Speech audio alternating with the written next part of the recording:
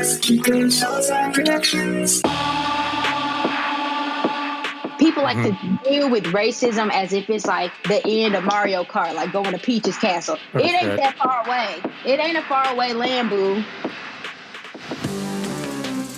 For Fuck's Sake, a theater podcast, aka 4FS Podcast, hosted by Aaron Salazar. Episode 9, Heart and Fire. All right, here we go. Hello, everyone. Welcome. We are in episode 9. It is September. How did it happen? Time is taffy. I am Aaron Salazar. This is For Fuck's Sake, a theater podcast, aka 4FS Podcast. If it's your first time tuning in, welcome to the show. A little bit about me. I'm a New York City theater award-winning director and producer.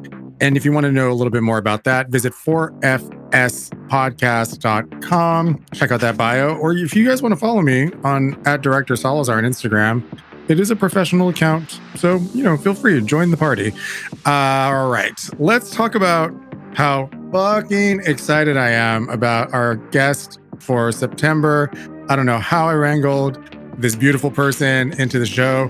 We have none other than legend in the making. Morgan Siobhan Green is here. I can't even take it. All right, so let's get a little backstory about this brilliant artist. Morgan has been kicking ass and taking names for a hot minute now. Most recently in American Repertory Theater in Cambridge, Mass. Their production of Moby Dick that was written by David Malloy and Rachel Chavkin. They did that little show called Great Comet. You might have heard of it. She was in this show that some of you may have heard of. I don't know. It had a couple of downloads. I think it's called Be More Chill by Joe Iconis on Broadway over at the Lyceum. Off Broadway, she has been really doing the fucking work. She was in Pipeline Theater's Folk Wandering at Art NYC. She did Sweetie, directed and choreographed by the legendary Patricia Birch at the Signature Theater, and was in Misconnections at the New Ohio Theater, which I love, downtown off Broadway. And in that one, one of your reviewers was like, Morgan Siobhan Green has a powerful, versatile voice.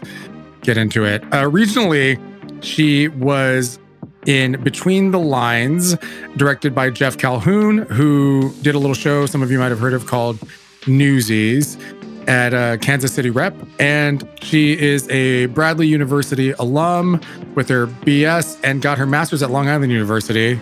Good morning, class. And beyond all that, she is a multi-instrumentalist and was a fucking teacher in Brooklyn and the Bronx, because a big part of Morgan's MO is she's deeply concerned about community and creation as a key element of her work. All right, everyone, let's give it up for Morgan Siobhan Green. Yes, Morgan. I'm so fucking thrilled that you're here. I can't take it. How are you? I'm doing pretty good. I'm not as caffeinated I would like to be in this moment, but I'm doing great. Well, we'll get you there. You can keep sipping throughout this whole process. I know I'm doing the same thing too. I gotta get that caffeination. Although it's been drying me out during this whole quarantine life more than it normally has. Or maybe I'm drinking more. I don't know how you feel about that. I feel like I'm drinking more everything but water. Amen. Copy that. I hear everything you're saying. I know. I'm just basically drying the fuck out. I don't drink anymore, but I definitely have enough caffeine that all of a sudden I start hearing noises and I'm like, maybe you should. It's time. Let's calm down, you 41-year-old ass paranoid gay man. Yo, okay, so we're gonna let's jump right into this. Let's do the thing that we do on our first episode of the month with our guest co-host. In case you didn't hear, it's Morgan Siobhan Green. We're gonna go into our elevator pitch for anyone that hasn't been around for this before. So what we do is you get 2 minutes-ish to tell us a little bit about anything you'd like to about your life or background or whatever feels good to you. How's that sound? That sounds great. I have not rehearsed any of this, so we'll see. No, this show is the antithesis of rehearsal. It is the opposition of rehearsal. That is the whole point of it. Trust me, when I'm editing this shit, sometimes I'm like, bitch, make a declarative sentence, Salazar. if I have to edit this anymore. So yes. So let's just live in that authenticity. So, all right, Morgan, when you feel good, here's your elevator pitch. Okay, I'm going to say some things about myself. My name is Morgan Siobhan Green. I have a Celtic name. I'm all about dispelling belief of names matching bodies. I'm here to shock you. I was shocking since I came out of my mother's womb, whichever way that I came out. I have a dog. I got a dog during a pandemic and I bought the dog. So all the people harassing me about adopting a dog, I'm a Black woman living in America, and I'm going to do what I want to do to feel happy because no one is breeding dogs because Black people are buying them. I like cheese. I tried to give it up, and I decided, you know what? I'm going to eat cheese because cheese makes me happy. I'm going to consume it in copious amounts. Don't ask me which one's my favorite because they're all my favorite. I am shocking. I write what you haven't seen yet, and I love every single word of it. I love Princess Tiana, and I know that Disney is racist, but I need to have a moment, and I'm going to ride the ride at Magic Mountain, and I'm going to live my life. I'm going to be happy. I'm going to do better about drinking water and stretching in the morning. And I bought a Keurig, even though I shouldn't be drinking as much coffee as I want to, as I should, but I'm going to drink coffee anyway. And I do have a ring light, and I plug it in when I do auditions. I'm here to explore, to be adventurous, to advocate, to amplify, to create, to change, to evolve. And while doing that, I will and declare I will have joy. That's my pitch. God damn it. That is history. I don't even know. Let's just everyone. So thank you so much for tuning in to episode 9 of For Fuck's Sake, a Theater Podcast. And we're done. I mean, truly, what a fucking mic drop. God damn it. All right. This is already an embarrassment of riches, and I don't even know what to do. You just made my entire fucking day. Okay, let's talk about some shit. First of all, I think it bears acknowledging because even though this comes out on Saturday and we're recording on a Tuesday, so the VMAs happened, which I don't really want to unpack that, even though I thought it was amazing, the production value. So Chloe and Halle, right? Halle? We fact checked it. Chloe, what are those young people's names? Very talented. They're singers, and I love that music. I sent it to some other buddies who are over 40, like 44 plus, and it was adorable. Like, what kind of music is this? I'm like, oh my god, this is my demographic. Great. All of them losing their minds. So Chloe and Halle, Chloe x Halle, fucking did Ungodly Hour on the VMAs. By the way, on their own terms, because they didn't fly to New York to record it. They recorded it remote from wherever they were nearest. And I have to say, I will never recover from that fucking performance. What the fuck? It was astounding, like aspirational. The song, hands down. The fucking director of photography, the costumes, the ography, the lighting, all of it. Hair, the edges were laid. Okay. I looked at the edges. I was looking at the hairs first, and I was like, oh. Okay. Meticulous. And yes, did we all know that 4 years ago they were picked up, rightfully so, by Queen Bee? So everyone's like, word, right? Then Disney caught on and was like, hey, be Ariel. And we're like, great, how nice for you. And here were these like young, talented ladies, and everyone was for it. But I don't know how all the rest of you feel, but that was like, we are here. We have arrived. Like icon status as far as I'm concerned moving forward. Oh, yes. Holy shit. And it was actually and it was smart because now they're, I believe, maybe 1920 or 1819. I don't know that factually. You guys look it up. But it was a smart way to show this empowered, these empowered 2 young women moving into adulthood, owning everything, and totally just pulverizing the industry with that performance. It's like, okay, everyone needs to step their shit up because this happened remotely with no backup dancers. Okay, this happened with no backup dancers. And it was brilliant because when someone's that badass, you just put the sickest costume on them, style them, single fucking single fucking laser drop light on them with just some backing lights. I can't take it. I don't know how you felt. Give them a Tony for that. Tony for me. You know what's interesting? The thing that show made me feel, the reason I'm so excited is because it gave me so much life because I love the music industry. One day we'll talk about it. Back in the day when my youth, when I was a little younger than Morgan, I was in the music industry and they were kind of developing me to be my own little thing as an electro person. Back when people were like, I think this new electric sound is going to be really big. I can't. And so there's a big part of my heart that loves it, but I have to say I've been fairly underwhelmed by a lot of it lately, just in terms of like the iconography of what music used to be. Like someone would show up and be the thing, right? Like The Weeknd, that was iconic, Yeah.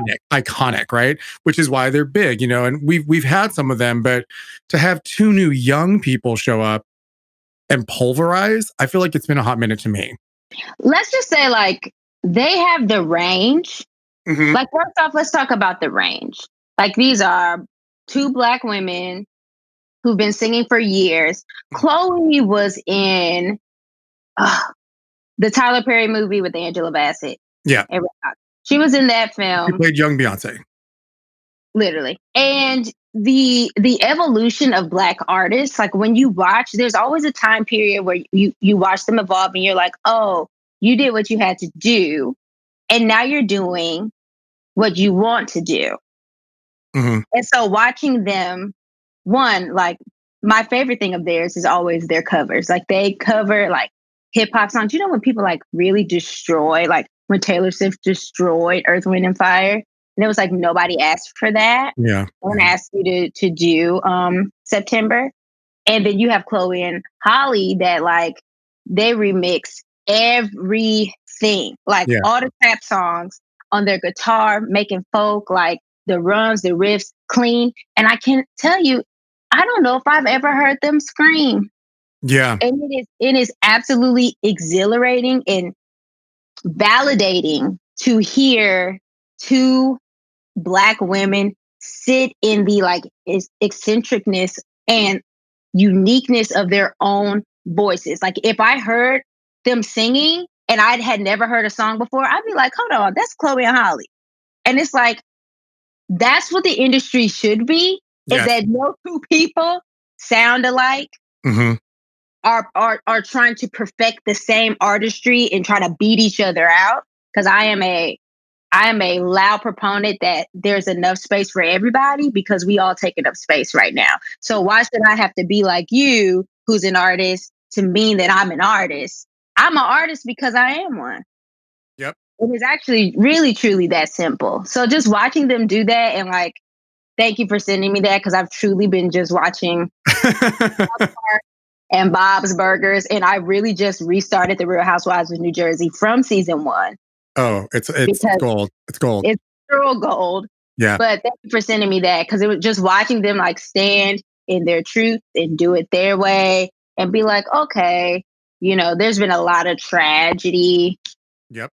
personal tragedies, of widespread universal tragedies, but not to take it down, but I mean, the loss of Chadwick Boseman, and Yep. I actually got to meet Yep. Chadwick Boseman. yes. Um, Talk to me about that if you want.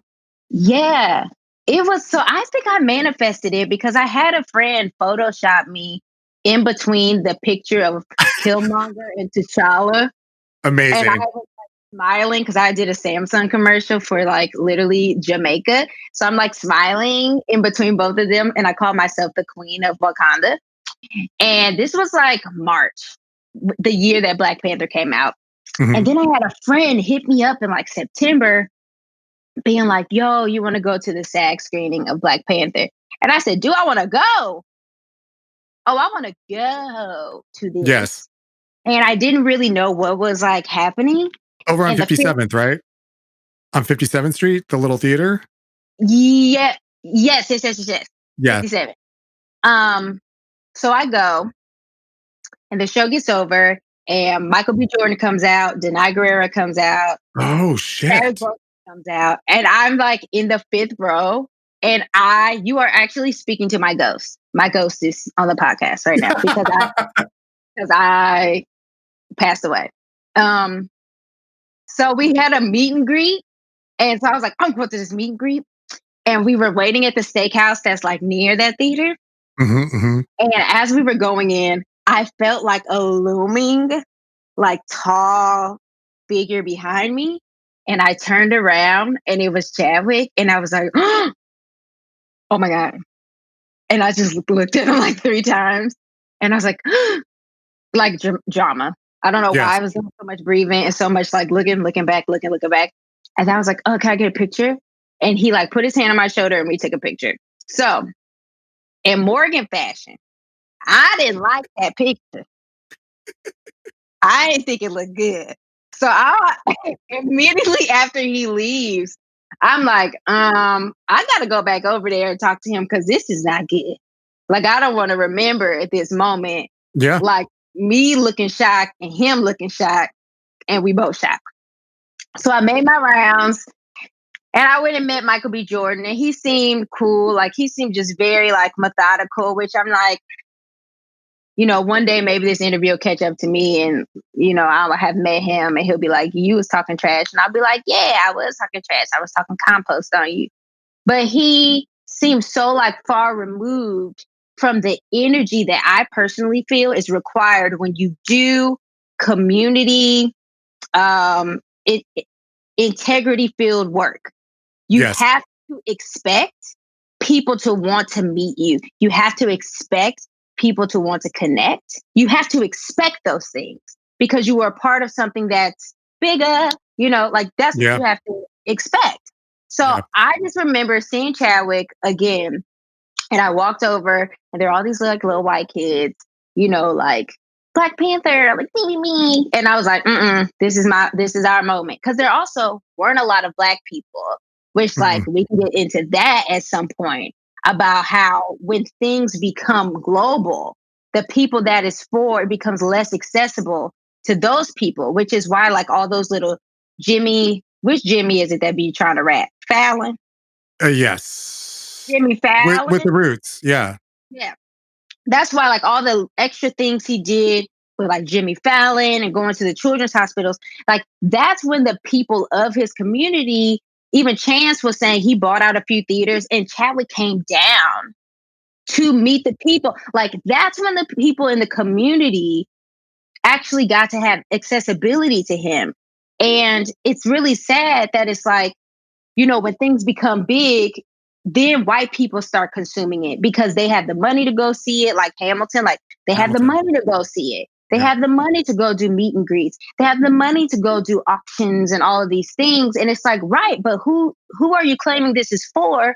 And why don't they have accessibility and proximity to the people that are giving out this quote unquote representation? So I went back up to Chadwick. I took a picture for my friend. I took his picture with Chadwick.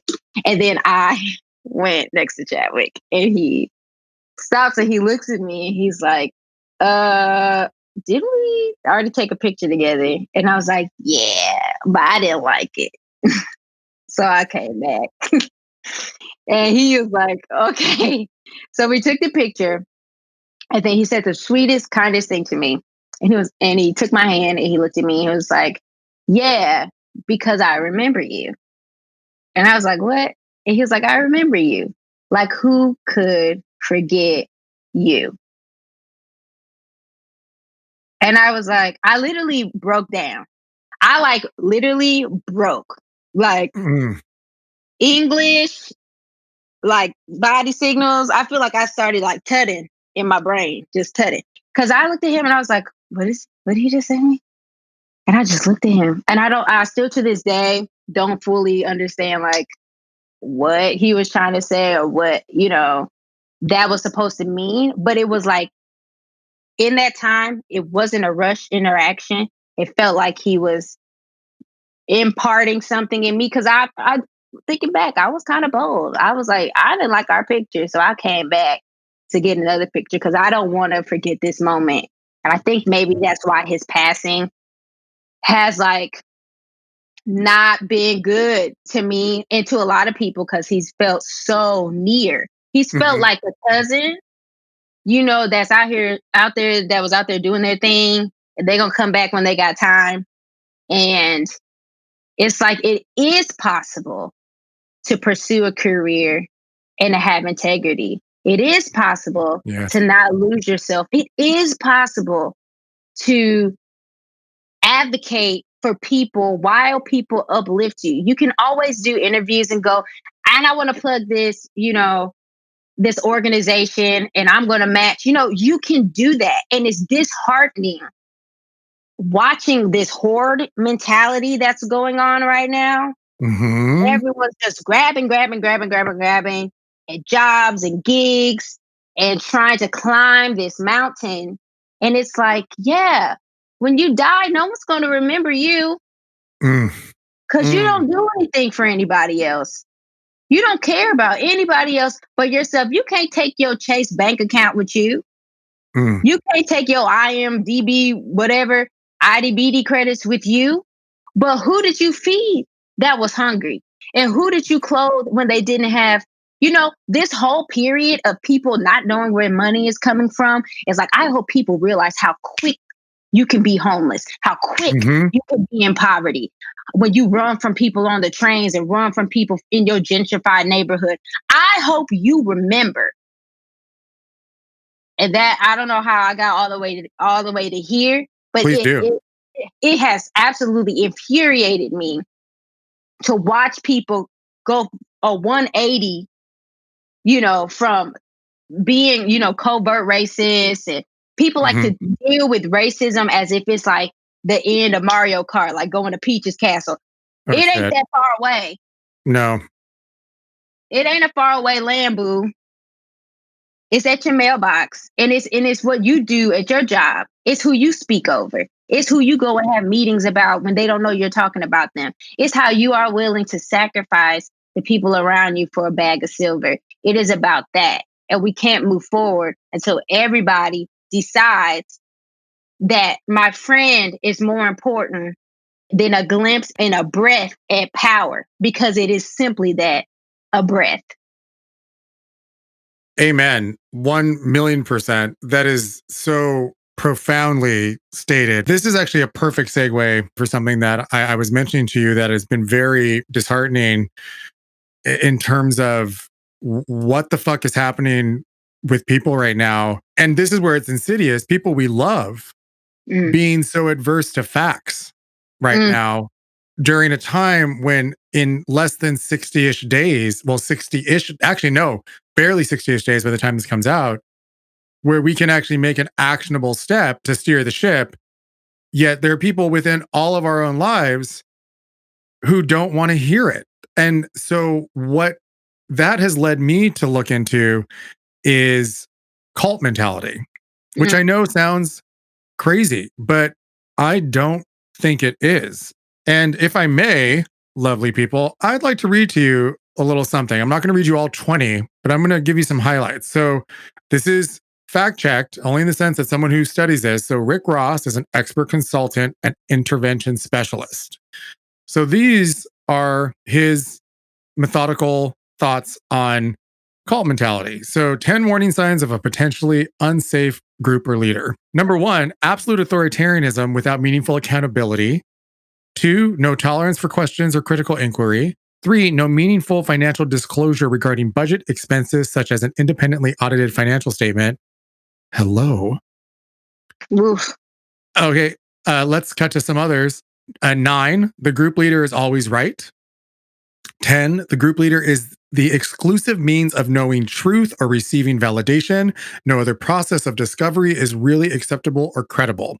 Okay, you can go in and actually what I'll do, kids, because like I said, Uncle Aaron pays for this shit. If you follow the Instagram and you actually click the goddamn picture, it actually links you to things. Okay. I thought you were into that. So let me know if I should be paying for that. All right. So life is not free.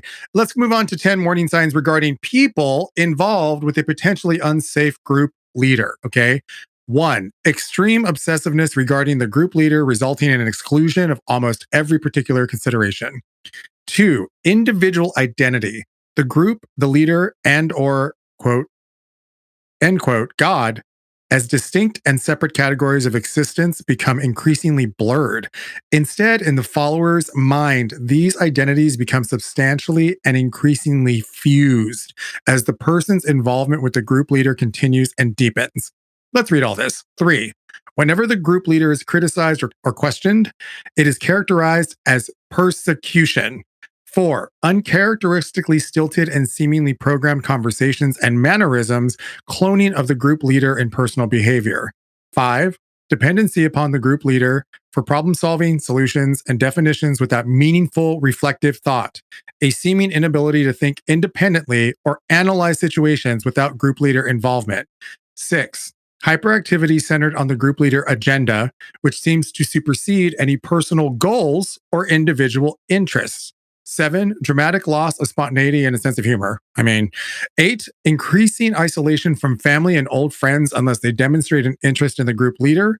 9, anything the group leader does can be justified, no matter how harsh or harmful. 10, No. former followers are at best considered negative or worse, evil, and under bad influences. They cannot be trusted and personal contact is avoided. Yo. This is deep. Okay. Like, I never thought in all my days that I'd be like, hey, let's talk about politics on a microphone. One should, but what's happening here as artists, and this is where I'm interested with our point of view of this shit, and I've said this over and over again on this fucking podcast, is that as artists, what do we do when we get a character, right? We look at that shit, we break it down, we try to figure out like what their motivations are. We try to, even if it's a bad person, we want to figure out like what the situation is. So if we were to look at this as a character study, what's happening here to a collective group of people, and tragically, everyone has been affected by someone they love being part of this problem, is that this is dark. This is deeper than politics.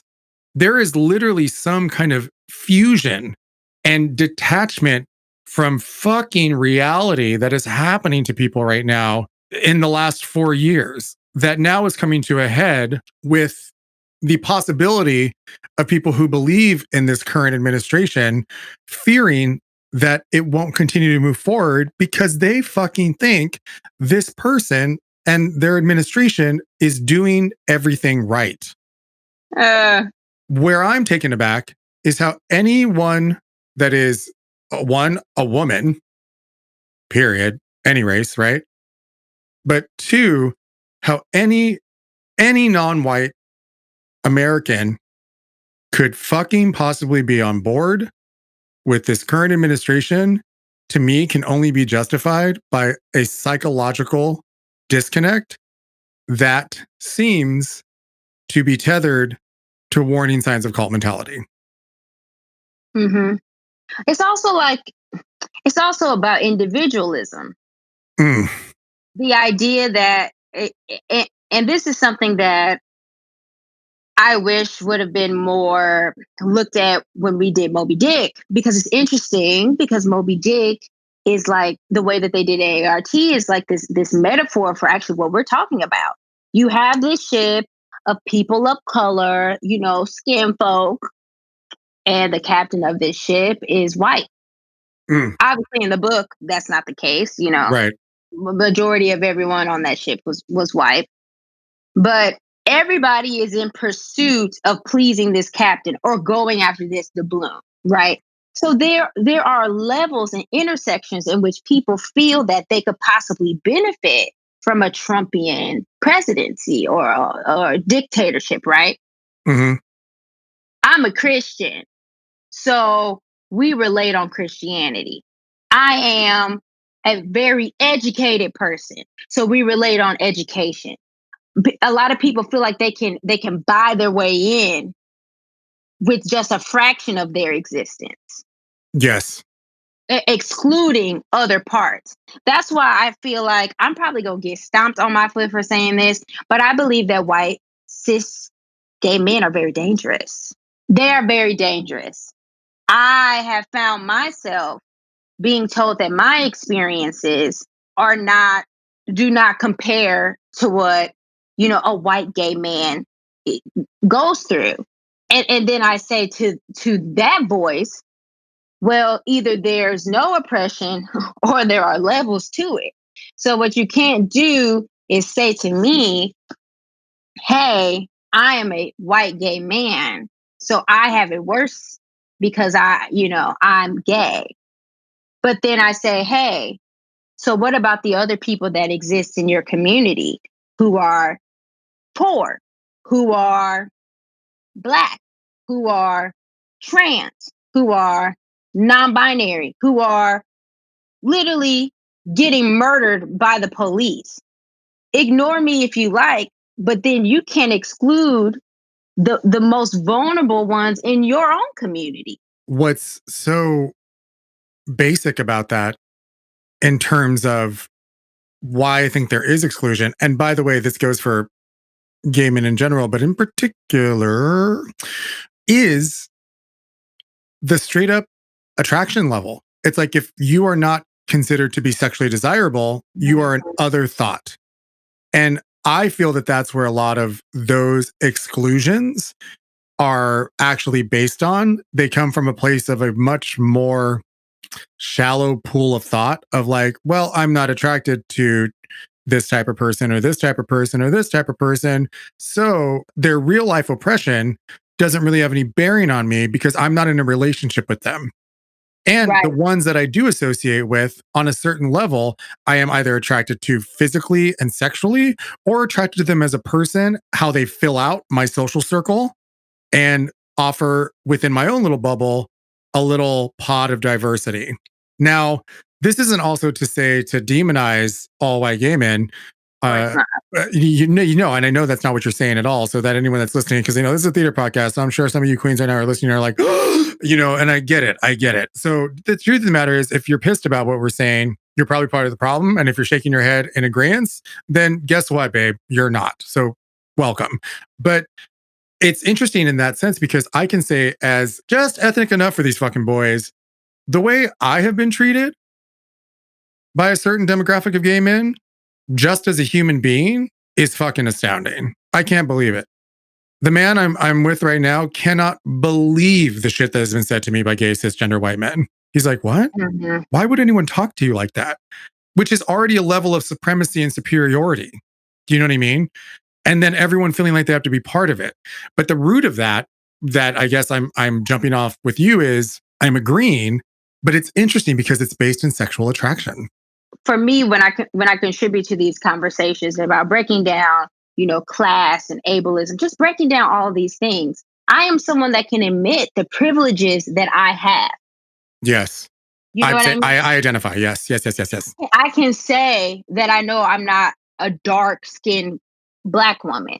I can say that I know I am a smaller, petite Black woman. I understand that those are things that I benefit from, but I also don't weaponize those things. And I also think that, there's a difference between benefiting and weaponizing.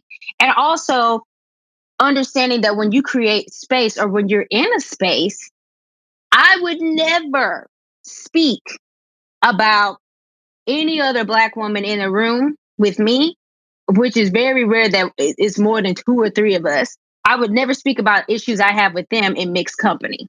Because the reality is, what we're asking non-white people that support Donald Trump is we're saying, please get out of survival mode.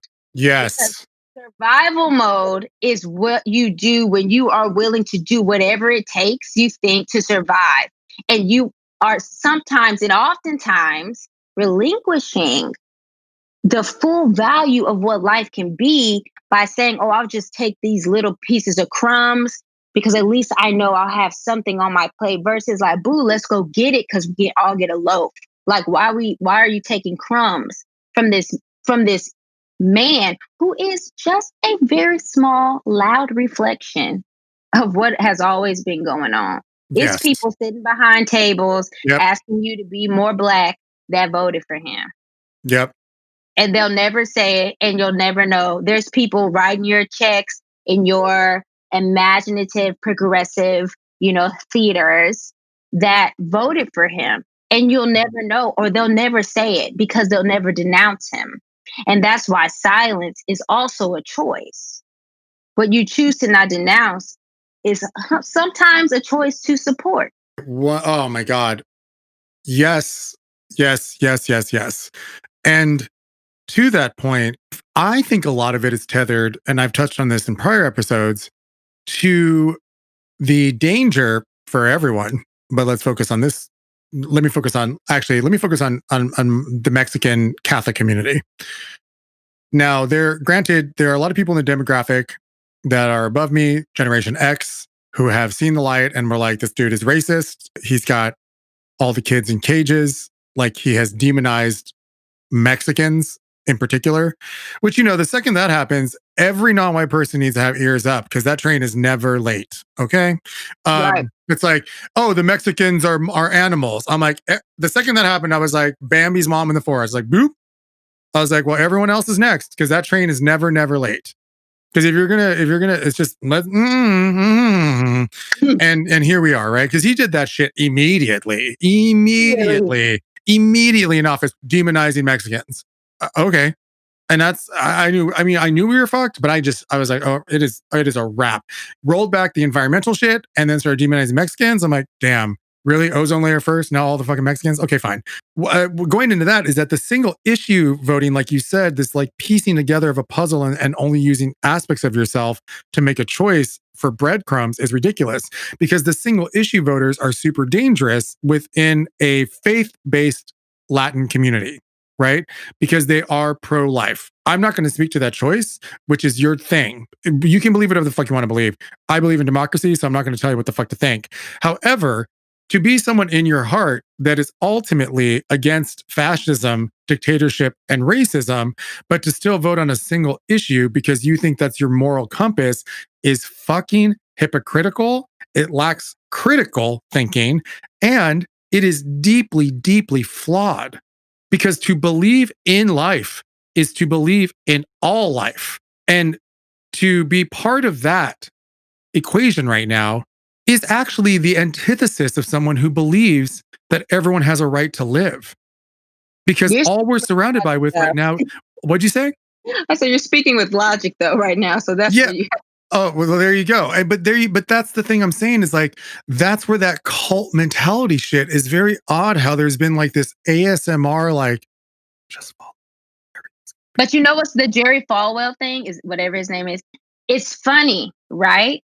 Because people want to dictate what you do while they secretly do whatever they want to do. You know what I mean?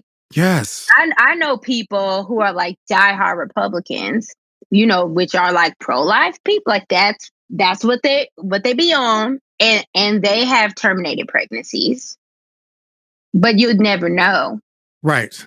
But it's also like, I don't care. Yeah, exactly.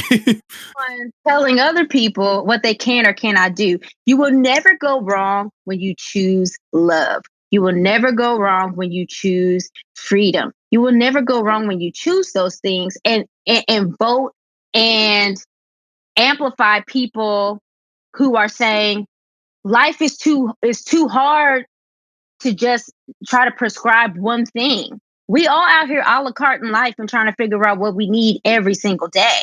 So to try to say this is what life is, this is how it should be, it's just it's a false representation of actually what life does. I never thought I would be doing what I'm doing right now. I was going to go be a professor, but life changed. So I had to have the fluidity and flexibility to ebb and flow with what life does. None of us thought we would be sitting up at the house. I mean, nobody thought. All right. And the biggest thing that is heartbreaking to me, but I have to believe in hope. I'm a proponent for it. It's what I live on. Mm-hmm. Is the thing that is most maddening for me, and I'm sure many of you will identify with this, hopefully, is that the people we know in our life who are behaving this way at their core, because we know them and love them, we know they're not bad people. So that's where bringing it all back in, and I'm sure everyone's like, damn, this bitch is talking about cults. I had to, as a director, figure out what is happening to these characters psychologically. There has to be something else happening here because we're all imperfect. We all do terrible things. We all do good things. That's what makes life interesting. And that's what we do as artists is we, in a good piece, inhabit complicated people, reflect that shit to you on stage or on screen or in your ears. And then you feel like you're fucking not alone when we're having a good day. And we're like, hey, yeah, we're here to be like a mirror. So it's something that I have no answers for, but I'm hoping that we get out of this kerfuffle and are able to unpack that once everyone's kind of died down. Because the alternative, the way it could go, is something I frankly can't even dwell in right now because it's just too much anxiety. It's too much anxiety. As it is, I'm already having a lot of anxiety issues, like where I can feel it. And it's just that it's that tension of anxiety. So I'm going to live in hope that if things go the way they are and everyone gets a moment to sort of like breathe, that we can unpack this shit with the people we love and like figure out like what is the root of this characters. And obviously they're not characters, they're people we love, family, friends, colleagues. What was your motivation in that moment in this part of the story? Like what was really going on there? Generally, what I find that's going on there is fear. And self-hate. You know, when I was in school, one of my professors, my accent is awful. And he was not, he was a white man. But he used to tell us when we were playing characters that we have to play your accents were awful? They are awful, but I'm probably going to butcher this when I say it. But he said everything should be por las buenas. Mm-hmm. And I used to be like, huh? And he would be, you know, if you're playing, God forbid, a dictator, you have to find a way to justify why they think what they're doing is good. Yes. Don't play at them and don't comment while you are inhabiting them. That's why, like, you know, when I watched Game of Thrones, I binged it last summer. And I really waited for the wrong time to binge. But there was something about watching all of these houses, you know, fight to protect their legacies and resources and, you know, bloodlines and et cetera, et cetera. And I really do think that the show missed an opportunity to justify beyond just like, we're white people and this is our castle and you're white and this is your castle. Beyond the like Dothraki, which like I don't even want to get into that. But like there was something about Cersei where I'm like, if that family was dark, like very, very dark, I don't think so much of the bloodshed and very convicted defense of the throne and the land would have sat as bad with me as it did. Because we know and see darker skinned people have very little resources, have very little economic pool.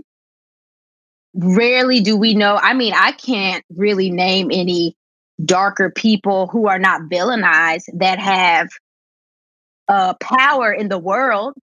I mean, it's what like Kim Jong-un and like he cray. I can't count on my hands and toes my knowledge of people that are darker, that are in power, who are then also not villainized. So this idea that what Donald Trump is doing is protecting the system that allowed him to live his life in a mediocre fashion and still be successful. And wouldn't we all want to protect that if we had it? So when I look at him and I look at his followers, and this is my education hat coming on. Mm-hmm. When I think of the way I wrap my head around it, there are many white people who live their lives never having encountered a non-white person. But there are very few non-white people who have lived their lives not having encountered a white person. They can live their lives without us, but we can't live our lives without encountering them in hierarchical form. You know what I mean? Like, I had very few teachers that were Black. And when I did, there was very, very little explanation I ever had to give when it came to grief, when it came to class load, or just being an actual non-mule like human being. I didn't have to explain as much to the people that looked like me, especially the Black women. Like, they were like, go home. They were like, your group mate did what? They knew the crocodile tears before they came. They knew the plotting and the games that people play. Why? Because they lived through them. So when you look at our education system and you look at the current state of the world, how can anybody be surprised that it is the way that it is? Everything we teach, everything we indoctrinate people with validates everything that is happening right now. Our education system is nationalism. Nobody leaves high school being like, I hate America. Nope. Nobody. Sure don't. When the day Donald Trump got elected, I was teaching a dream yard in the Bronx. And I was having such a hard time with my class. A lot of them were, English was their second language. And I just wanted to teach them music and just deconstruct how every music form we have come to know has started with us. Mm-hmm. It started with us. Maybe it's transformed into something else, but it has started with us. Like taking ownership of sounds and creativity and just the freedom in pushing the boundaries that Black and brown people have done, because we literally have nothing to lose. Like we literally don't have when it comes to expressing ourselves. Like what do we have to lose but to make that sound and make that art and that expression? And I had been having a really hard time with my class. And there was one white teacher who could like walk in the room and they would sit up straight. And it was really starting to bother me just to watch the immediate respect and assumption of this.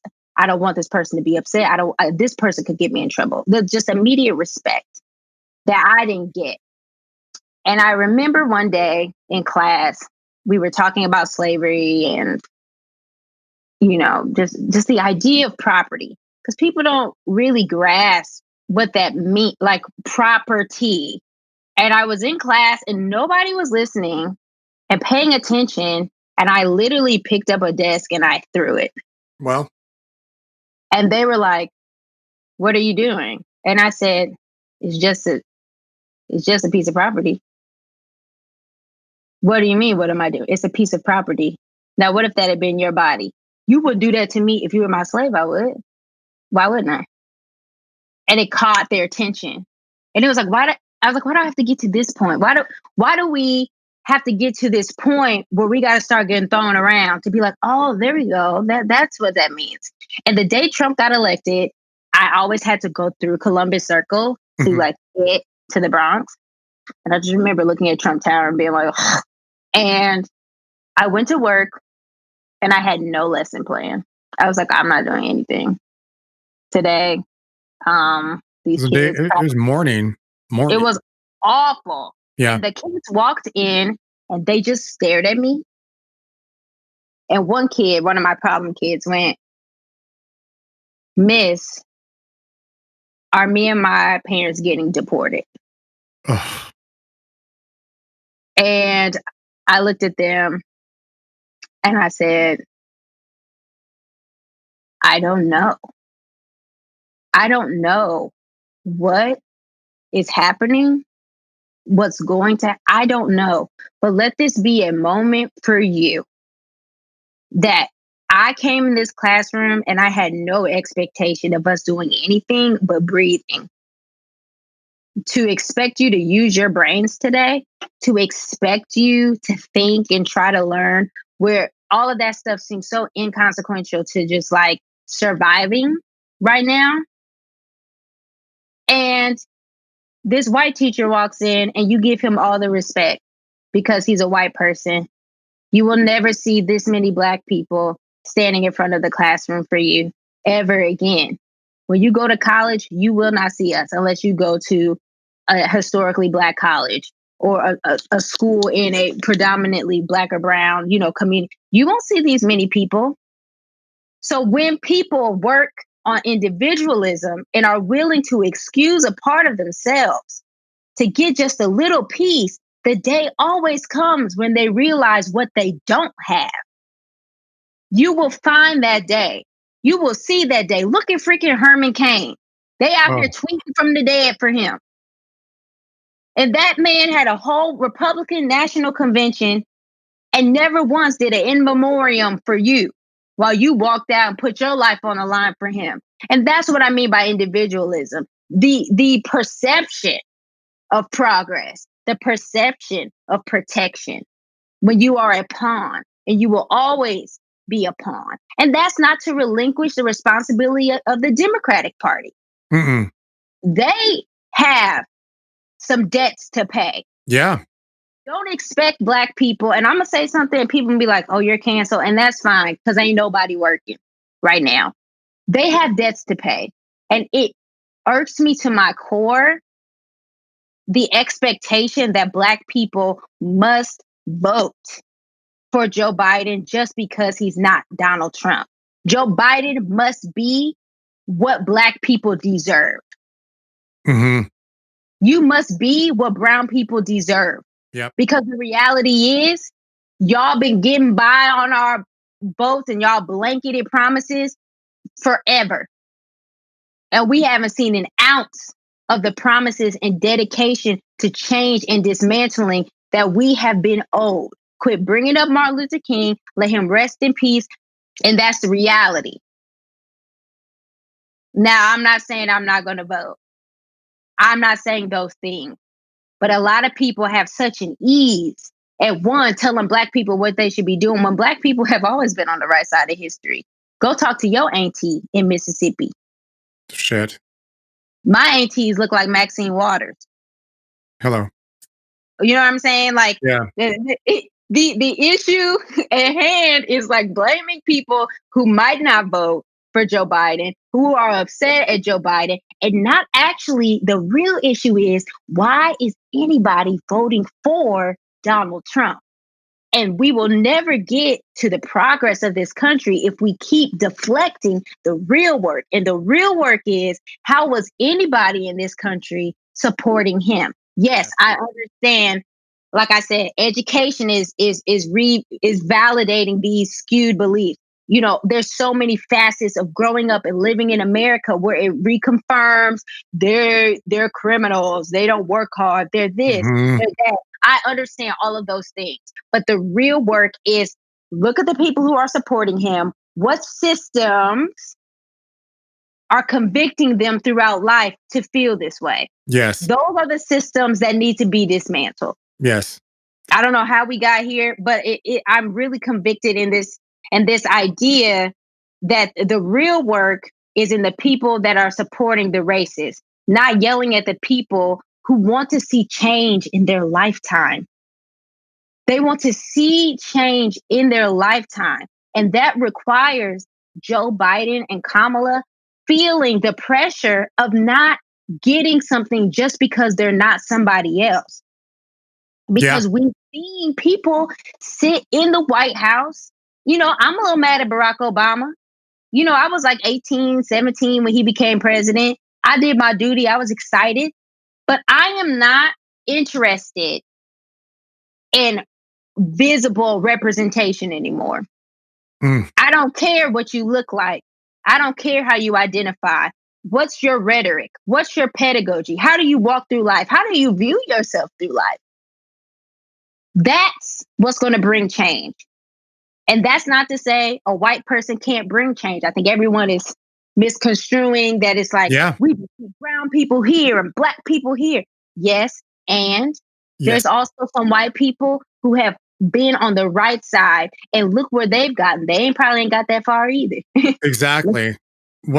Yes, exactly. And it's interesting. The analogy that we were talking about when all the shit was going down with like within our own industry that I had with a good friend of mine, we were talking about, I'm only going to bring it back to this circle of us, is that no, the point isn't that there shouldn't be any white people on stage. The truth is we actually want everyone on stage. But the thing is, you have proven to us that you don't. You don't. Right. With factual numbers, that is not your desire.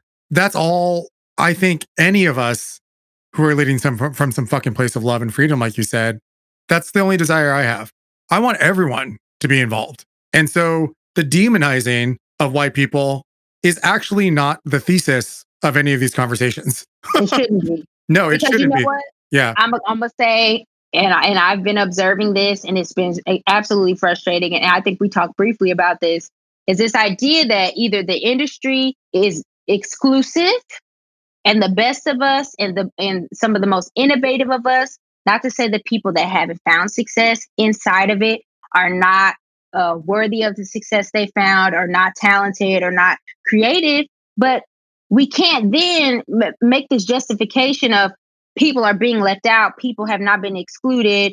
I'm on my 50th Broadway show and I'm not making as much as, was somebody from Little Foxes, whatever them shows. You have to decide which one it's going to be. Either the best have been left out, or the best are in and they just want more. Mm. I would be willing to take a pay cut if it meant 2 more people get a slot. Are you willing to take a pay cut?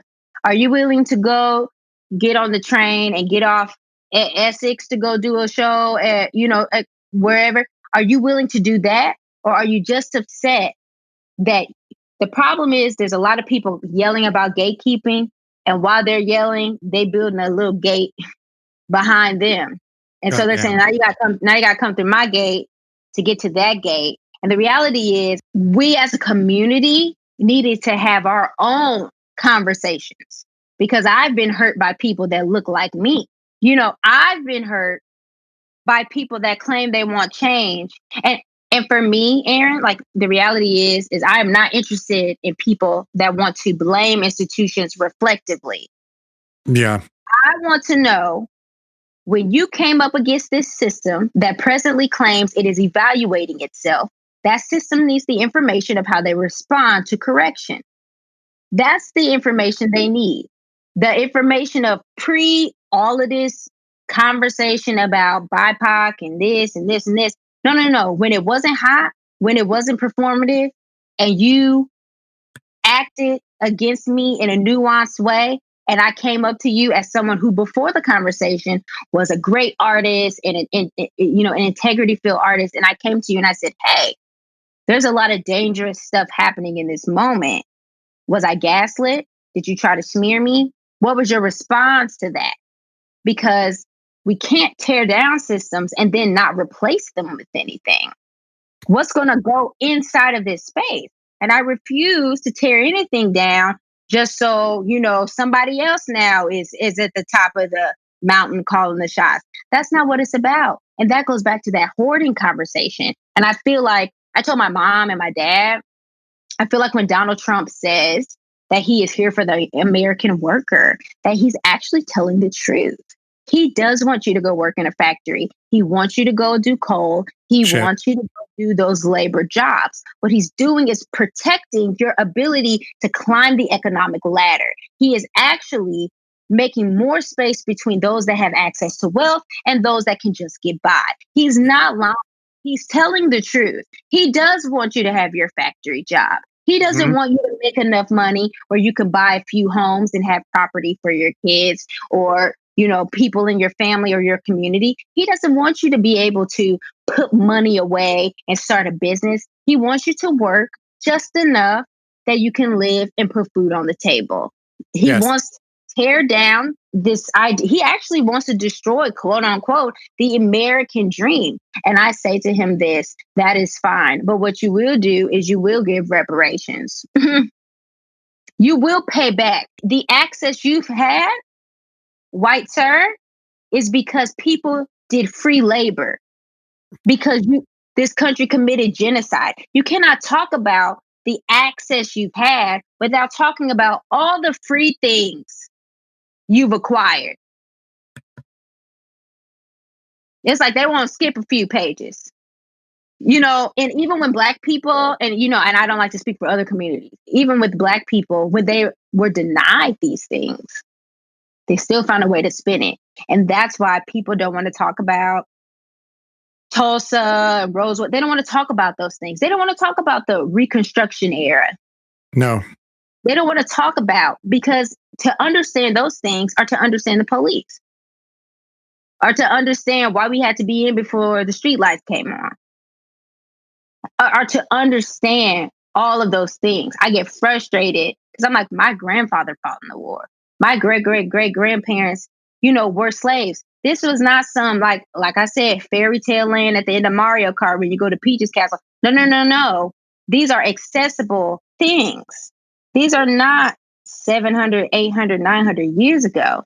Yes. It's very fresh and very new. So please tell me, like, I was reading about Pocahontas' story the other day. And then I made the mistake of watching Pocahontas 2 just to see how, messed up it was. And I was absolutely disgusted at the way that they took the customs of these people and their ability to use crops and do tobacco. And like, they didn't compensate them for teaching them those trades. They went, oh, cool, I'm gonna kill y'all. And then now we're going to sell this stuff. And literally spread diseases that had never hit the land that they lived on before. Literally spread. I used to talk to a Lakota Indian, and he said that when people would come to America and they would ask whose land this is, Native peoples would say it's nobody's because nobody could own the land. Yes. And people would take that as, oh, cool. Well, this gonna be ours. It's like Eddie Izzard's whole joke when he was like, do you have a flag? People would show up. Oh, you don't have a flag? Okay. It's exhausting because you see the hypocrisy of like, marginalized people doing what colonized, colonial people felt the need to do to get their independence. And they're like, no, you can't burn. You can't. And I watched The Patriot the other day and I was like, they just literally burned an effigy. Like, that's a word, right? Effigy. Yeah, literally burned an effigy, like from a building, pouring tea, burning stuff down, And Spike Lee said the other day on CNN, he was like, the first person to die for America was Crispus Attucks, a Black man. And people do not want to talk and think about the ways that Black and brown people have fought for the advancement of this country, only to come home to find out this country does not want them to advance. Exactly. Okay. On that note, we are going to take a much needed break. I don't know if any of you kids have experienced this yet, but we take a meditation break where we're going to recalibrate for 1 minute. Feels like we can use it. So everyone get cozy wherever you are. My suggestion to you, because it's about to get real ASMR up in here, is put on a pair of headphones and just get ready to sit somewhere and breathe. Okay? All right. Let's recalibrate. We'll be right back.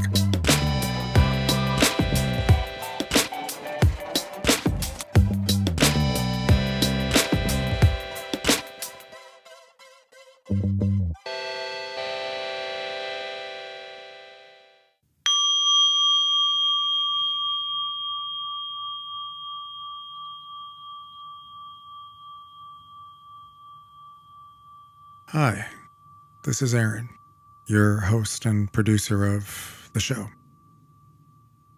So there's a lot happening right now in the world. And rather than take a moment to have a commercial, I thought it would be nice for us to take a moment and recalibrate. How does that sound? Excellent. Okay, so get comfortable, and we're going to take a deep breath in and a deep breath out. Deep breath in and just let it out. All right. Now close your eyes and breathe normally.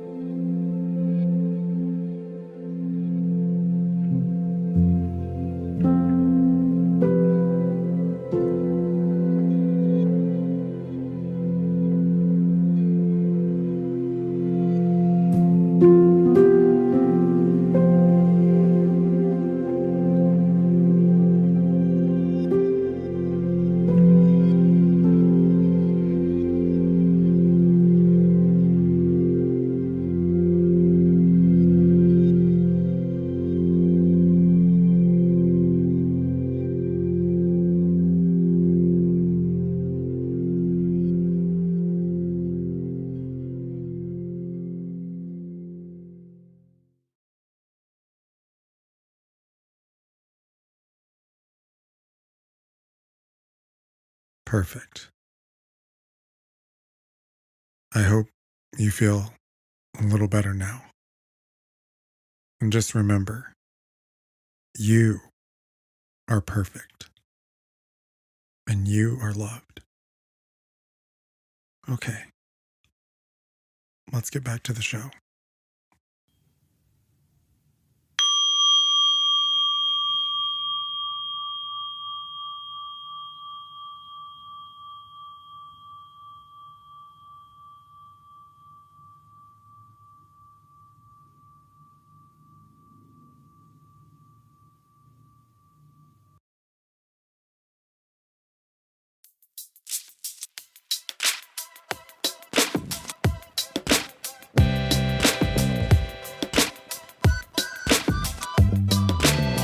And we're back. I hope everyone's feeling nice and cozy. You got a little moment to meditate. Morgan and I are just setting these houses on fire. So let's keep talking. Let's keep talking. All you lovely people listening, still out there in the dark. Okay. So one thing about you, Morgan, that I'm super fascinated by is this Bachelor of Science. Yeah. Most people just assume that, like, if you're a theater person, like, you got a BA or a BFA, and not me, I got a BS. And my parents, so for a long time, I was convinced I was going to be like an anesthesiologist or a nurse anesthetist. I was like convinced of that. And then I was a biology major for literally 37 hours. Like, probably that's the time. It's like actually 37 hours. And you just were like, you knew immediately. You're like, no. They started talking about skin and like the bugs in your skin. And I was like, yep, I had a weave at the time. So I was like itching. So I was like, this ain't it for me. Not that I can't do it, but I'm like, this is day one and they already talking about bugs.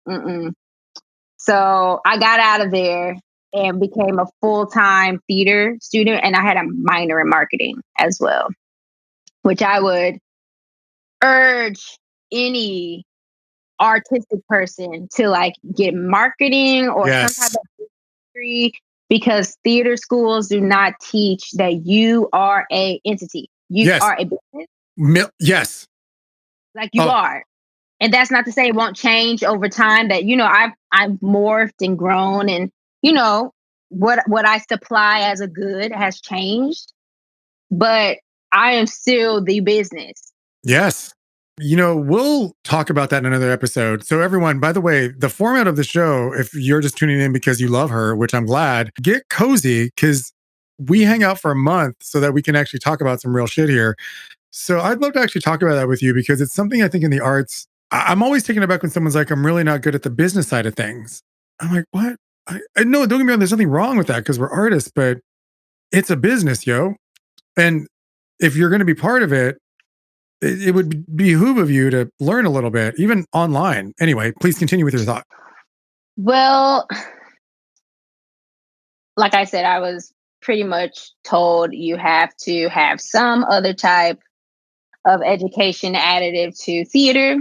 And I'm really glad that I did marketing. I didn't really like it that much, but it was really important to understand just the business side of things. And, you know, my undergraduate career was very interesting. I was one of the few freshmen that was in a main stage show. I did a main stage show every semester, with the exception of my spring senior year, because I was focused on competitive speaking, which I started doing my junior year of college. And I actually won that year after doing it. It was slight flex. I won after competing for only 2 years, and a lot of people do it in middle school. But it was the first time that I really was dedicated to reading literature, which is wild because it's like, yo, theater people don't really read plays, especially the important ones. The stuff. Thank you for saying that. Thank you for saying that. It's wild because it's like when I did speech, the way that the performance, they call it interp, interp sections worked, is that you had to give an argument as to why this speech is relevant and necessary. Which I feel like the theater world needs more of. Like, why are we doing the 700s revival of like Follies or something? You know, like, why do we need this right now? Why is this important? Why is this necessary? And sometimes the answer is we don't. We just feel like doing it. And it's like, great, thank you for the honesty. You know, for just saying we just because we can. Yeah. So it really like forced me to just be present and read stuff that I probably never would have read, or analyze stuff that I've read before and understand how those pieces can fit together. And school, like I said, school was interesting. I was the person in class that I felt like they didn't know what to do with. So like all the other girls in class were doing, you know, Juliet and Isabella and all these things. And I was like out spot, you know? Yeah. Like, I am small. And it wasn't until I got to New York that I realized I had like an ingenue face. Everyone was like, you have such a round little face. Like, you're just a little smushy smush. And I was like, I'll be out here Lady Macbeth then. Okay. Mm-hmm. You know, I've never been treated as someone who could possibly be on the receiving end of love in a piece. Wow. Or, you know, someone in pursuit of love, which I think it all worked in my favor, because when I approach these ingenue characters, you know, it's not in your eyes. Juliet is not in the eyes. Juliet is in the gut.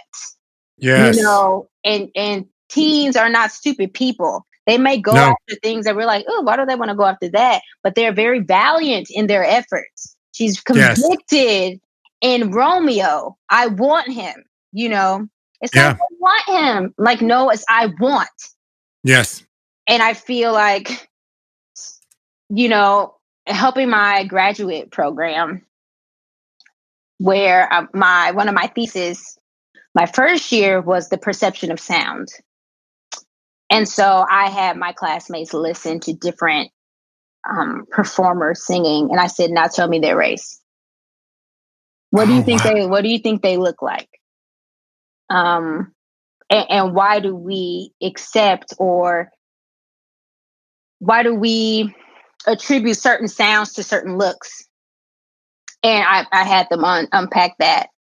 And even my final thesis was the effects the Chitlin circuit have had on, oh my God, what did I call it? What is it? Naturalism in Black theater. Why don't we believe, I like to call it that Black people just like run out of groceries. Like, why can't that be the conflict of the day in this? Yes. Why does it have to be this hyper huge dramatization of like life? And why don't we believe that Black vessels, anything that comes out of them is Black? And how has the Chitlin circuit impacted the way that Black people view themselves theatrically? And it was interesting. You know, the pedagogy that they had at the school was very beneficial to me. I will say that I ended up at Long Island University because all of my teaching jobs kind of just fell through. And I had this acceptance to the school, and I was like, I should just do something instead of sit at home in Illinois. And you got a master's. I did. I got. It's amazing. I did. And it truly came as someone whose undergraduate experience was very naturalistic, was very just, it's as if this, you know, just Meisner, just very simplistic, the psyche of playing someone. The pedagogy in grad school was very physical. Okay. And I found myself as someone who has, I don't want to say disconnected, I don't know the real word for it, but really didn't have the opportunity to deal with a lot of grief that I'm presently unpacking that now, especially just having been a Black woman in school. When I was a sophomore, I got cast as Ariel in The Tempest. All right. And we trained in London for a month at the Nice. Globe and all this stuff. And we were in a Shakespeare festival with 2 other universities in Illinois. We all had the same set. So we just traveled to each other's campuses every weekend, knowing that we had the same set at our campus. And we would tech for the day, just little slight changes if anything was different. And then we'd have a festival that whole weekend of like 3-4 Shakespeare shows. Wow. Sophomore. During the spring semester, my grandfather and his brother both got sick, and they lived next door to each other. Their whole, like, all their kids grew up with each other. Like, they just, the street was like Joiner Street. And when I went to London, I just remember this heavy, like, weight of like, I can't enjoy myself. Like, someone's going to die, someone's going to pass away. And yet, like, all the little white girls were projecting their, just a second, my dog has his toy. Please. Doing the thing. Thank you. In just a second.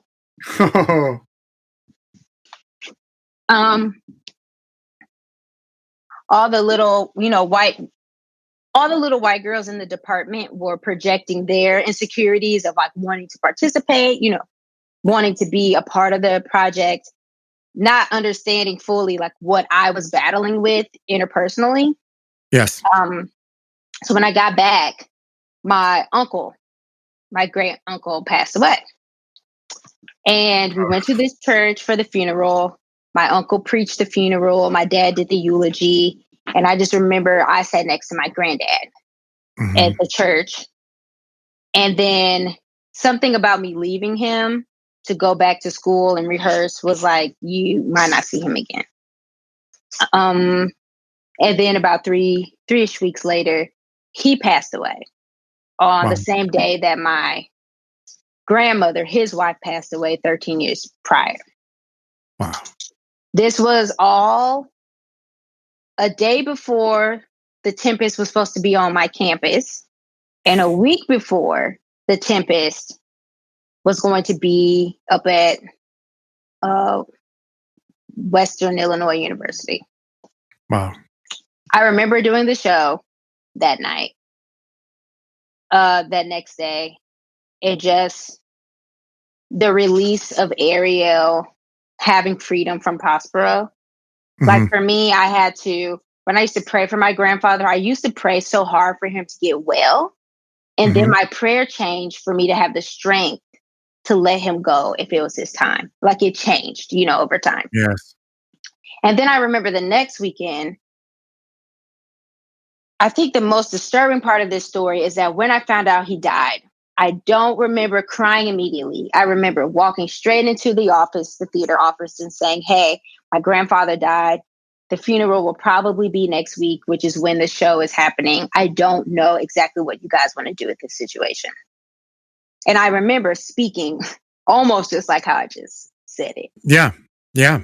And the PSM was like, wait, you need to pause. And I remember I just, broke down in that moment. And they ended up changing the day of the performance so that I literally went to the funeral, and I went home and I stayed at home for a couple of hours. And then I got in a car and I drove up to Chicago and I did the show.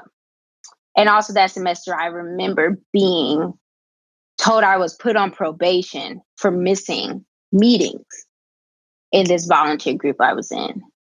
Wow. And I don't want to get, super emotional, but the expectations of certain people to persevere through so many trials and tests that other people would just crumble under has really just resonated with me in these present moments, that the education system is a business. Yes. It comes to take away everything that's special about you, everything that you could bring that would change the world. So you spend your time learning, actually, in any way possible, tethering yourself with all your strength to your dreams and your goals and the way you want to see the world be. The things that people are like, that doesn't make any sense. That's not worth my investment. No one's going to come and see that. And you find yourself overcoming rather than being inspired by. And I think that is the thesis of my educational experience, that these were all people I felt like I had to overcome instead of people that poured into me and saw my integrity as something worth investing. They saw it as something they hadn't seen. So therefore, rather than be a teacher or an instructor that steps up and challenges themselves so that they can challenge me or give me the tools I need, they cowered. And they made me the aggressor in my own story where I was a victim. Yes. You know, and my story has always been, a story of grief and overcoming and persevering and working so hard to have a heart of flesh that justifiably could be of stone. If it wanted to be, it could be of stone. But, segueing into like Be More Chill, knowing that I was going to be the visual for someone that needed to see it. I mean, I think that's the beautiful thing about marginalized people is that most of the stuff we've consumed and the characters we cling to are oftentimes people that don't even look like us. But we find their experiences and their charisma relatable because what? They're a character. Yes. But something extra special happens when we don't have to imagine ourselves, but we actually get to see it. Yes. And it's frustrating when it's like, so what? Maybe the next couple of big things are not inhabited by white bodies. And if white people have a problem not seeing themselves, to them, I say, welcome.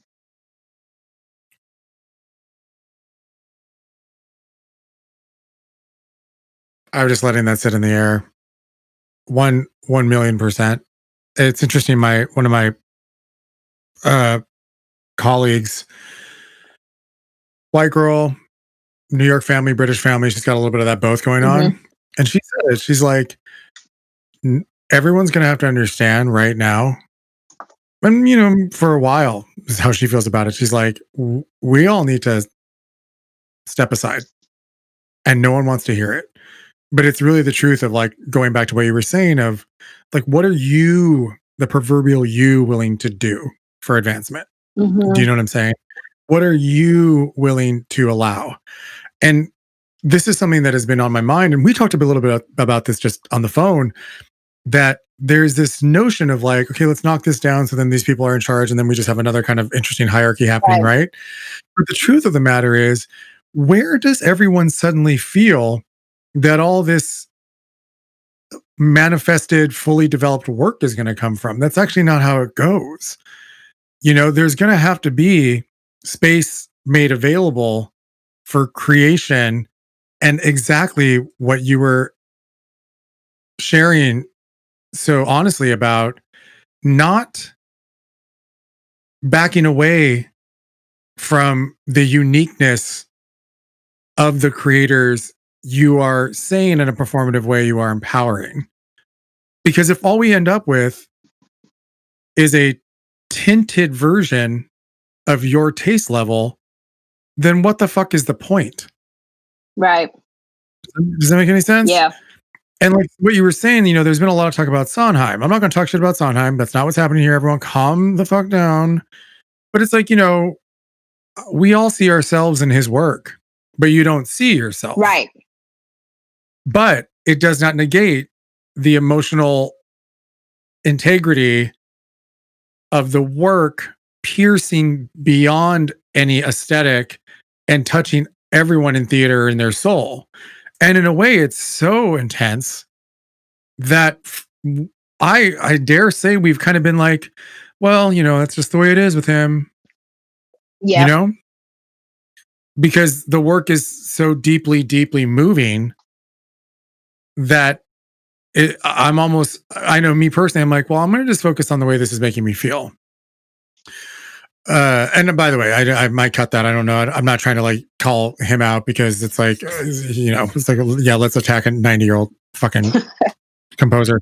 You know what I mean? And it's also like that motherfucker he is not the genesis of the problem. Right, That's a bigger picture. Like, a lot of people want to attack these people. It's like the way people, I don't know where I'm going with this. I don't know how I'm jumping off of your story from this, but it's the way I feel about people wanting to all of a sudden have a lot of shit to talk about Lynn, which he has said he is willing to validate and say all of these arguments are totally fucking valid.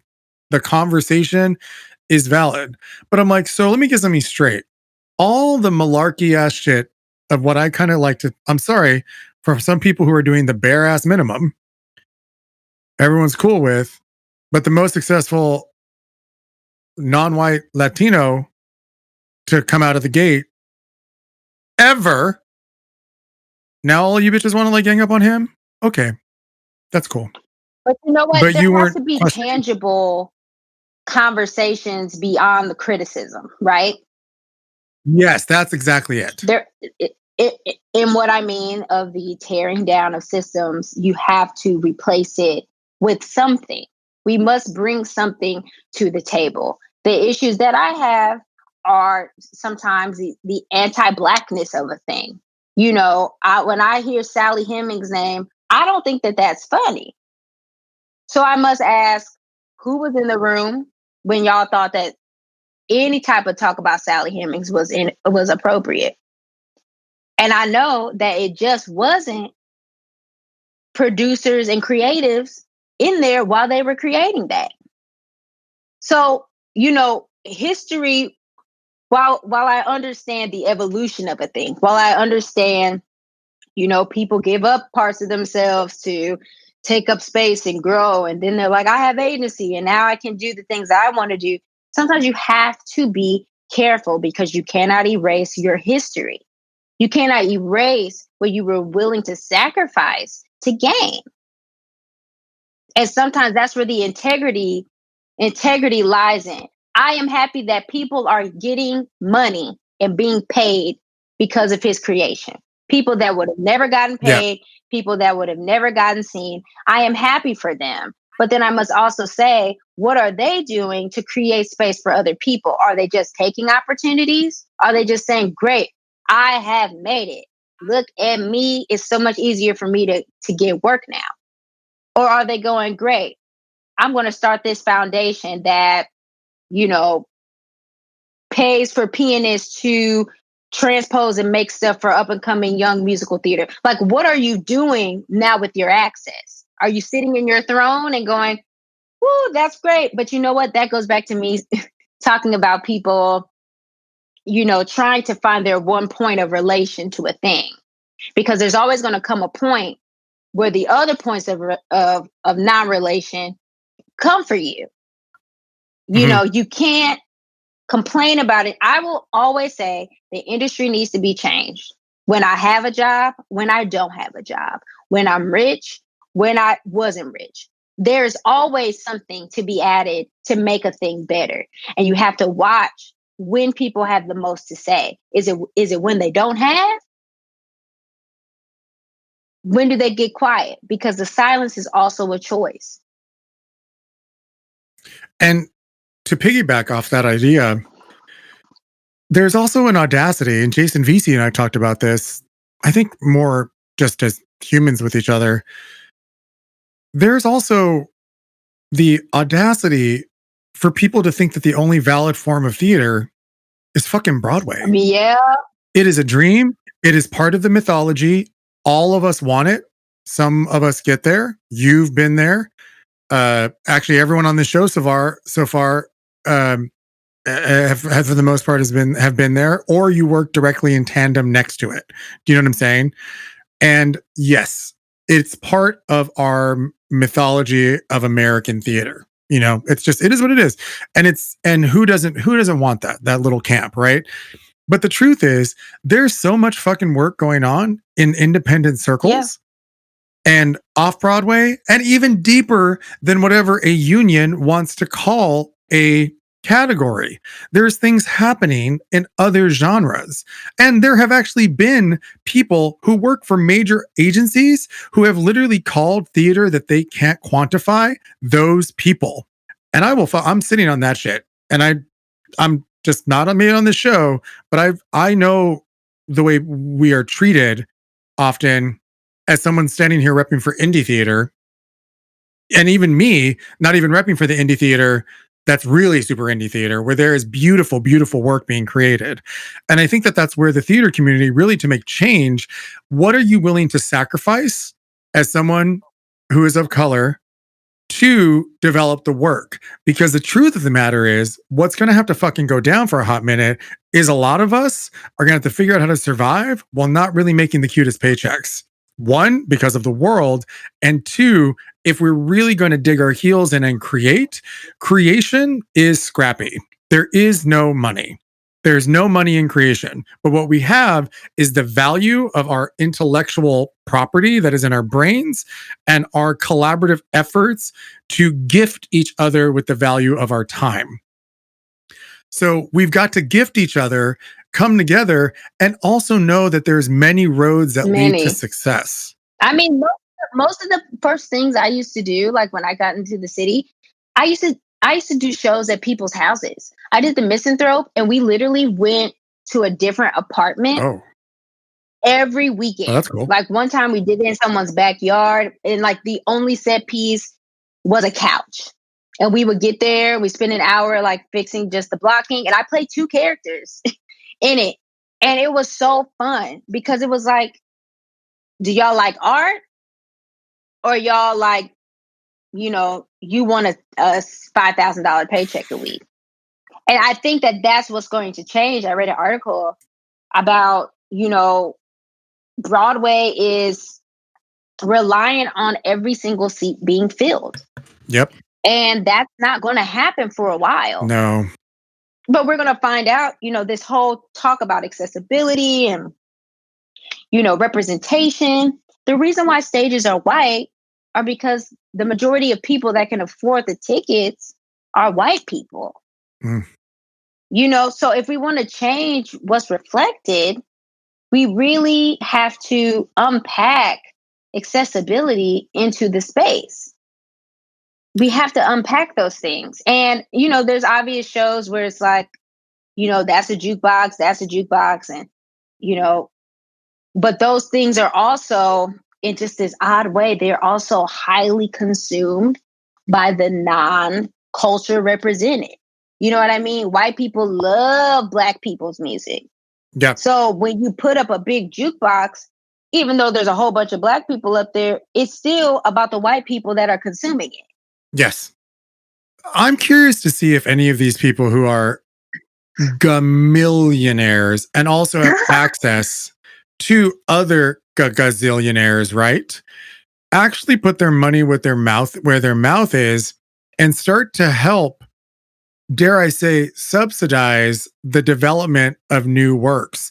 And one thing actually that's just occurring to me, since everyone's broke as shit right now for the most part, especially people within our own industry, is right now we are all learning how to live on pennies for the most part. Right. So I dare think, do we actually use this time to understand what that means, which is very, very difficult to do, right? And know that if we continue to chase this, what can we scrape by on while we work on things that have integrity, and then hopefully catch the eye of some of these well-meaning people with money and see if they actually want to do the damn thing and help? Yeah. Like, are they going to help? And not that I'm saying no, you need money to make shit happen. You do. Period. It is what it is. I'm doing that with my film. Like, when I become a responsible adult and I finish it, like, I know people that are Broadway producers that, have access to people who, make a whole bunch of money. Like, what's $200,000 to 4 people that make $6 million a year? Exactly. You know what I mean? Like, it doesn't mean anything to them, especially if I say, hey, I am going to employ mostly Black people and create an apprenticeship for Black people so that they can learn while getting a stipend how to do a task, how to be a part of a film. You know, it's interesting to watch people complain about the lack of ... where they're actually it's actually happening, but it's not happening in the way that we deem valid. Yes.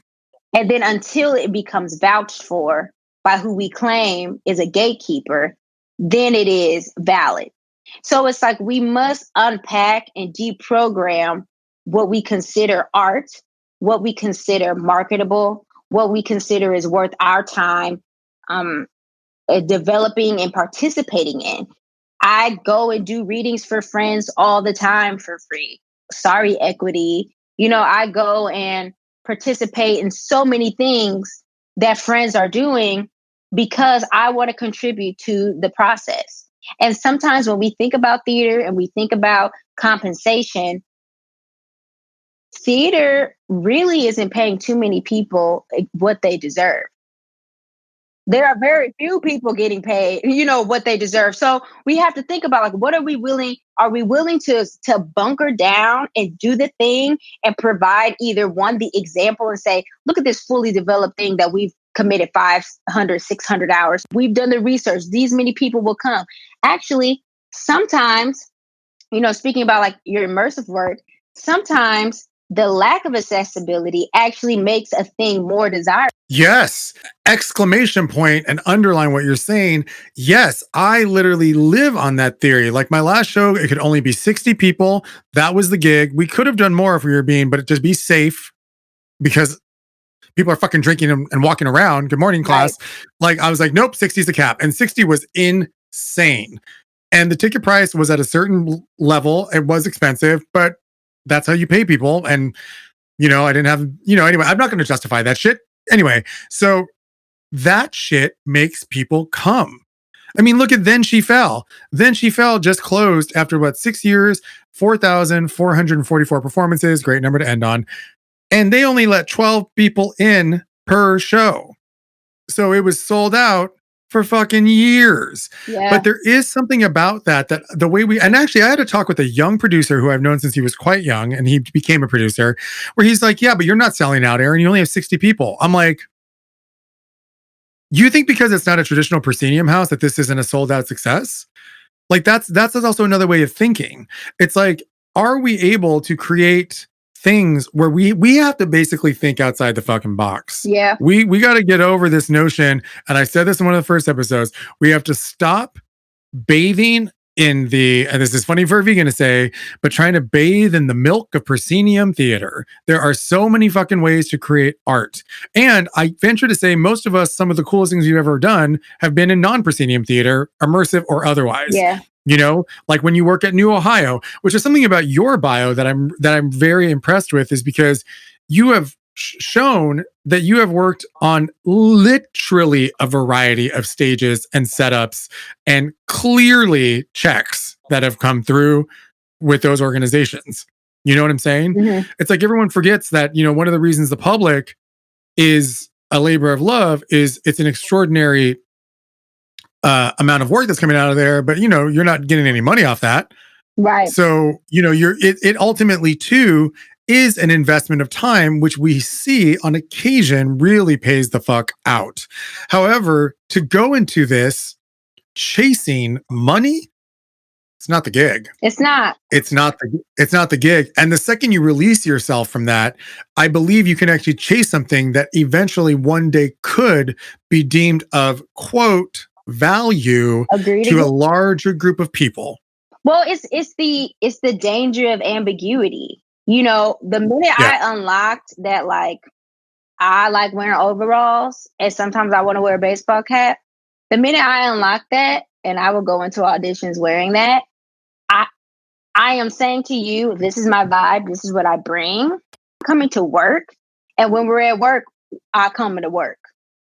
I want to bring my best me, my me into the space. so that I can best encapsulate the work I've done. I don't want to have an out of body experience. I'm going to go in as me and be completely wrong for it, but as myself. Yes. And I think that goes to what you're saying, is this idea that, I tell, and I hate to say young, because, I fluctuate between the ages of like 12 and 87. But I try to tell younger people that I feel like are more affected by what they see, that you have to spend time with yourself, because if you don't, you will literally be shape-shifting. And you will find yourself having nothing because you aren't anything. And you're trying to be everything. Yeah, there's no structure to your own humanity. There's nothing. There's nothing that roots you. You go in this room and you're this, and you go in that room and you're that. And I'm including when you introduce yourself, how you carry yourself. Every time you walk into a room like that, to me, is like the beginning of an identity crisis, because you're trying to emulate what is successful. You're trying to emulate what this person's done. 45 Broadway shows, and they look like this, and they do this, and they've done that. And I want to have their career. And it's like, you can't have their career because it's their career. Why don't you go in pursuit of yours? And you're wasting time stepping into it, trying to step where somebody else has stepped. And the reality is there's a lot of forest. And sometimes we need to start clearing the sticks on our own path. Yo, I don't think there's anywhere to go from there. So we're going to continue this fucking conversation, young people. All right. Because this, Morgan, you are a gift. I am so lucky to have you on here. Everybody listening, please like and subscribe and rate this so we can keep this conversation going. Check us out on all the social medias afterwards and get into Morgan. This conversation is amazing, and it's such a gift to go into September with you doing this, because as artists, we're at a very interesting precipice, and it's so refreshing to just continue these conversations with such authenticity. I say it over and over again. Yes, exactly. So, everyone out there, thank you so much for checking in on this. We've got 3 more episodes coming your way. If you haven't, by the way, you now have 8 episodes to binge on with some no-nonsense actors giving their POV on everything we've been talking about. So until I see you guys next time, be healthy, be actionable, and most importantly, be authentic. Yes. Much love. For Fuck's Sake Podcast is brought to you by Alvarez Kiko Salazar Productions, hosted and produced by Aaron Salazar. Original music by Manuel Paleo and Giancarlo Bonfanti. Please like, rate, and subscribe. Follow us on Instagram at 4FS_podcast and on Twitter and Facebook at 4FS Podcast. Thanks so much. Much love.